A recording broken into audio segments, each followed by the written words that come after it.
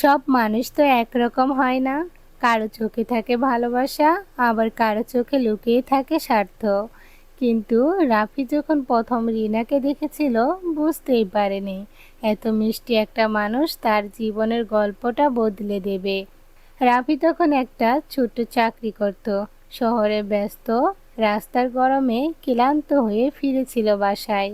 হঠাৎ একদিন বাস স্ট্যান্ডে এক মেয়েকে দেখে, মায়াবী মুখ, হাতে একটা পুরনো বই, একা বসে আছে। সে রিনা। তার পরিচয় হয় খুব সাধারণভাবে।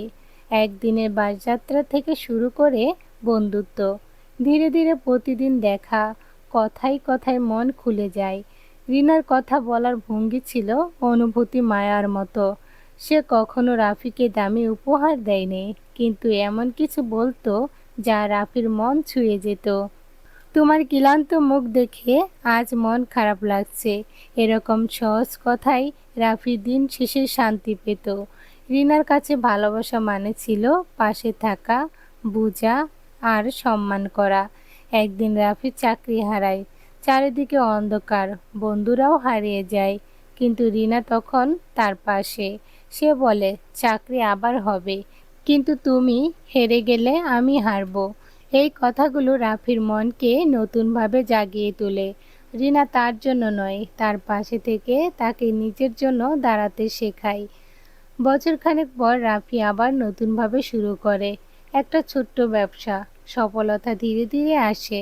রিনা তখন ঠিক আগেরই মতো, মিষ্টি হাসি, ছোট কথায় সাহস যোগাতে। আজ 5 বছর হয়ে গেছে। রাফি এখন সফল, আর রিনা তার জীবনের সেই সবচেয়ে সুন্দর অধ্যায়। সে বলে, ভালো মানুষ পাওয়া ভাগ্যের কথা, কিন্তু তাকে ধরে রাখা, সেটা ভালোবাসার সাহস। আমরা সবাই জীবনে ভালো মানুষ খুঁজি, কিন্তু অনেকেই বুঝি না ভালোবাসা মানে শুধুই থাকা না, বোঝার সাহস আর পাশে থাকার বিশ্বাস। এই গল্পটা যদি আপনার হৃদয় ছুঁয়ে যায়, তাহলে চোখ বন্ধ করে কাউকে মনে করুন যে আপনাকে নিঃসন্দেহভাবে ভালোবেসেছে, আর নিজের মতো করে একবার বলুন, তোমার মতো মানুষ আর হয় না। ভিডিওটা ভালো লাগলে লাইক, কমেন্ট, শেয়ার আর চ্যানেলটি সাবস্ক্রাইব করে আমাদের সাথেই থেকো।